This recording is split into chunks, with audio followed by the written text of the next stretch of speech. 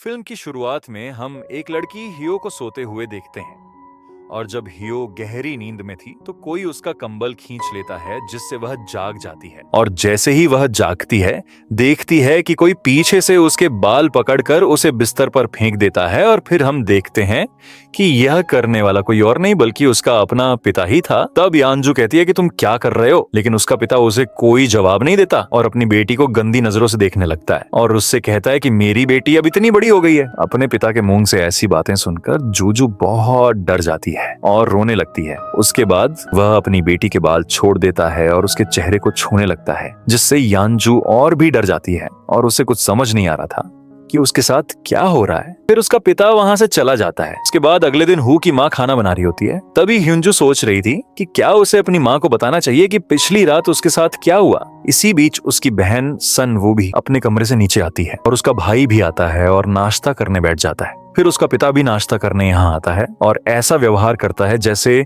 उसने पिछली रात कुछ नहीं किया हो। यह देखकर ह्यू सोचती है कि पिछली रात वह मुझे बुरी नीयत से देख रहा था और आज वह इतना अनजान क्यों बन रहा है। इसीलिए हेजू उठकर वहां से चली जाती है। फिर उसकी माँ यहाँ आती है और जोर से खाना मेज पर फेंक देती है। किसी को समझ नहीं आ रहा था कि यहाँ क्या हो रहा है। फिर उसकी माँ अजीब तरीके से खाना खाने लगती है, जैसे वह कई दिनों से भूखी हो। उसकी ऐसी हरकतें देखकर उसके बच्चे डरने लगते हैं और उसका बेटा भी खाना थूक देता है और कहता है कि नायक, इन्होंने खाने में बहुत ज्यादा नमक है, काकफजी नुबन माना के। लेकिन फिर उसकी माँ वही खाना उठाती है और पागलों की तरह चिल्लाने लगती है। फिर वह अपने बेटे से भी अपना खाना खाने को कहती है, लेकिन वह खाना नहीं खाना चाहता था, इसलिए वह अपने पिता की तरफ देखने लगता है। तब उसके पिता कहते हैं कि अगर तुम नहीं खाना चाहते तो मत खाओ। यह सुनकर उनकी माँ गुस्से से उनके पिता को देखने लगती है और प्लेटें नीचे फेंक देती है, जिससे बच्चे बहुत डर जाते हैं और उनकी माँ उनसे कहती है कि मैं जो भी बनाऊं चुपचाप खा लो। ये कहते हुए वह बहुत जोर से चिल्लाने लगती है। यह देखकर उसका बेटा डर के मारे रोने लगता है। लेकिन अब सवाल यह है कि उनके साथ असल में क्या हो रहा है। जब से वे नए घर में आए हैं उनके साथ ऐसी अजीब चीजें हो रही हैं और उनके पिता हर रात अपनी बेटी के कमरे में जाते हैं और कुछ करते हैं। उसके बाद अजीब चीजें होने लगती हैं। जब सोनू नहा रही होती है तो कोई उसके पास आकर खड़ा हो जाता है। जब वह शीशा साफ करती है तो वह डर जाती है। उसकी बहन उसे डराती है। उसके बाद दोनों अपने कमरे में आती हैं। फिर हियान अपनी बहन को अपने पिता के बारे में बताती है कि कैसे हर रात वह उसके कमरे में आते हैं और अजीब चीजें करते हैं। यह सुनकर सुनवू बहुत हैरान होती है कि उसके पिता ऐसा कैसे कर सकते हैं। तभी उनके पिता भी वहां आ जाते हैं, जो उनकी बातें सुन लेते हैं। जिसके बाद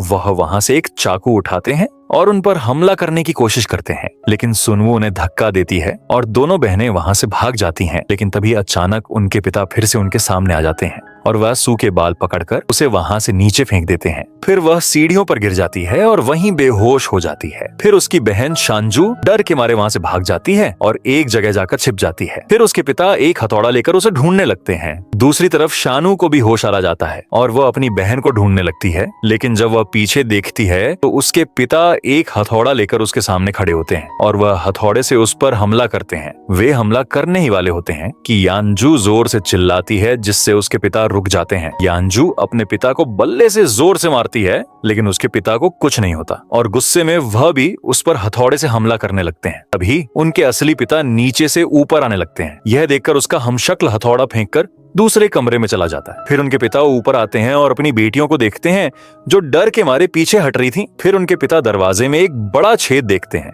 और उनसे पूछते हैं कि क्या तुम दोनों यहाँ लड़ रही थीं? लेकिन वे दोनों कुछ जवाब नहीं देती। फिर उनका भाई यहाँ आता है और दोनों बहनें उससे यहाँ से भाग जाने के लिए कहती हैं और फिर उनकी माँ पीछे से हथौड़ा उठाती हैं और अपने पिता के पास जाकर उन पर हमला करना शुरू कर देती है। और फिर उनके पिता उसे रोकने की कोशिश करते हैं, लेकिन वह उन्हें धक्का देकर गिरा देती है, जिसके बाद वह बहुत डरावनी मुस्कान देती है और टूटे हुए कांच पर पैर रखकर अपने कमरे में चली जाती है। लेकिन तभी उसकी माँ नीचे से उसे बुलाते हुए ऊपर आती है और उससे पूछती है कि क्या हो रहा है, लेकिन सब उसे डरने लगते हैं। फिर उसके पिता डर के मारे कमरे का दरवाजा खोलते हैं, लेकिन कमरे में कोई नहीं होता। लेकिन उसके पिता फर्श पर एक हथौड़ा पड़ा हुआ देखते हैं। जिसके बाद उसकी माँ अपने बच्चों से पूछती है कि क्या हुआ, लेकिन तीनों अपनी माँ से डरे हुए थे। फिर अगली सुबह उसके पिता अपने भाई को घर बुलाते हैं, जो चर्च का पादरी है, और अगले दिन वह उनके घर आता है। फिर पिता उसे ऐसी अजीब घटनाओं के बारे में बताते हैं, लेकिन उसके बड़े भाई को इस सब पर विश्वास नहीं हुआ। फिर रात में उन्होंने एक ही कमरे में साथ सोने का फैसला किया। उसके बाद आधी रात को छोटे बच्चे को टॉयलेट जाना पड़ा और वह किसी को डिस्टर्ब किए बिना अकेले वॉशरूम चला गया। तभी उसके सामने एक आवाज आती है जो बहुत सुंदर दिखती है और बेटी और उसके सभी साथियों की रक्षा करती है। वो इस चीज से अकेले लड़ना चाहता है, इसीलिए उसने मदद मांगी और डॉक्टर को बुलाया। उसने अपनी बेटी को धमकी दी और जब उसने बस अपनी आंखें बंद की तो उसे तुरंत कुछ महसूस हुआ, इसीलिए वह मदद मांगता है। फिर पिता अपनी आंखें खोलता है और उसे समझ में आया कि यहाँ एक खतरनाक आत्मा की परछाई है, लेकिन पिता इस चीज से अकेले नहीं लड़ सकता था, इसीलिए उसने अपने एक सीनियर पिता से मदद मांगी। फिर सभी सीनियर बैठकर बात करते हैं कि इस परिवार को उस आत्मा से कैसे बचाया जाए और वे सब एक साथ बाहर निकलते हैं। फिर अगले दिन पिता की टीम उनके घर जाने के लिए निकलती है और उनका भाई उन्हें लेने आता है, लेकिन रास्ते में कौवे उनकी कार पर हमला करते हैं और उसी समय उनकी कार के ब्रेक फेल हो जाते हैं, जिससे कार का बैलेंस बिगड़ जाता है और कार एक खाई में गिर जाती है। फिर दूसरी तरफ उनके पिता सोनोव को बिस्तर से बांध देते हैं। फिर बच्चों की माँ उसे समझाने की कोशिश करती है, लेकिन वह कहता है कि यह सब संभव नहीं है, इसे ठीक करने का यही एकमात्र तरीका है। फिर आधी रात को पिता खून से लथपथ उनके घर आता है और उन्हें बताता है कि सभी पिता मारे गए हैं, इसलिए जो कुछ भी करना है हमें अभी करना होगा। लेकिन पिता ऐसा करने से डर रहा था, क्योंकि पिछली बार जब उसने भूत भगाने की कोशिश की थी तो उस आत्मा ने पिता के पूरे परिवार को मार डाला था और उसे डर था कि ऐसा फिर से हो सकता है, और अगर ऐसा हुआ तो वह खुद को कभी माफ नहीं कर पाएगा और पूरी जिंदगी पछताएगा। लेकिन उसका भाई घुटनों पर बैठकर उसे विनती करता है कि हमें किसी भी तरह से इस शैतान से बचाओ, नहीं तो वह हम सबको मार डालेगा। यह सुनकर पिता मोमबत्तियां जलाता है और सुन वू पर पवित्र जल छिड़कता है। फिर सुन वो चीखने लगती है और उसे समझ नहीं आ रहा था कि उसके साथ क्या हो रहा है। उसके बाद पिता सुन वो की छाती पर क्रॉस रखता है और उसे छुरी से मारना शुरू कर देता है।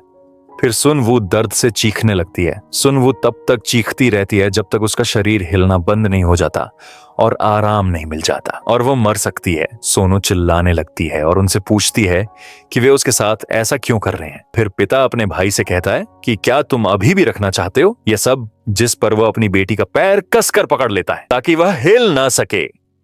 फिर पिता उसे चाकू से जोर जोर से मारने लगता है। फिर सोनू बहुत जोर से चिल्लाती है और रोने लगती है। यह देखकर उसका पिता भी रोने लगता है। पिता उसे अलग अलग डंडों से मारता रहता है। फिर सोनू दर्द के मारे बेहोश हो जाती है। दूसरी तरफ पुलिस उस जगह पहुंचती है जहां हादसा हुआ था। हम देखते हैं कि उसका भाई भी पिता के साथ बेहोश पड़ा था। इसका मतलब है कि घर में जो आदमी है वह उसका भाई नहीं बल्कि खुद शैतान है जो लगातार सोनू को पीट रहा है। अब बेटे की माँ यह सब बर्दाश्त नहीं कर पाती, इसीलिए वह पिता को उसे पीटने से रोकती है यहाँ और अपने पति से कहती है कि ऐसा करने से बेहतर है कि हम सब एक साथ मर जाएं। लेकिन वह अपनी पत्नी को धक्का देता है और अपने भाई से उसे मारने के लिए कहता है। वह उससे जारी रखने के लिए कहता है। फिर उसकी पत्नी उससे कहती है कि तुम एक कायर हो जो गलत का साथ दे रहे हो, जिससे पति गुस्सा हो जाता है और अपनी पत्नी का गला घोंटने लगता है। फिर पत्नी पति के सिर पर एक गिलास मारती है। फिर वह भी अपनी पत्नी को दीवार पर फेंक देता है जिससे वह बेहोश हो जाती है। फिर वह अपने भाई को देखता है जो अजीब तरह से हंस रहा होता है, इसीलिए वह शैतान पर भी हमला करता है, लेकिन वह उसे मारता है और नीचे गिरा देता है। और जैसे ही शैतान उसे मारने वाला होता है तभी असली पिता वहां पहुंच जाता है और कुछ मंत्र पढ़ने लगता है जिससे आत्मा वहां से चली जाती है। उसके बाद सोनू स्टोर रूम की तरफ जाने लगती है जो बुरी तरह घायल है और अपने पिता को देखकर पूछती है कि आपने मुझे इतना बुरा क्यों पिटने दिया। फिर पिता सोनू के सामने एक शीशा रखता है जिससे शैतान सोनू से बाहर आ जाता है, जिससे शैतान उसके शरीर से बाहर निकलकर राक्षस को अंदर ले लेता है और अपने भाई से उसे मारने के लिए कहता है, जिस पर उसका भाई एक टूटा हुआ क्रॉस उसकी छाती में घुसा देता है, जिससे एक ही समय में राक्षस और शैतान दोनों मर जाते हैं और फिल्म वहीं खत्म हो जाती है। दोस्तों, वीडियो देखने के लिए बहुत बहुत धन्यवाद। अगर आप ऐसे और वीडियो देखना चाहते हैं तो यहाँ इस वीडियो पर क्लिक करें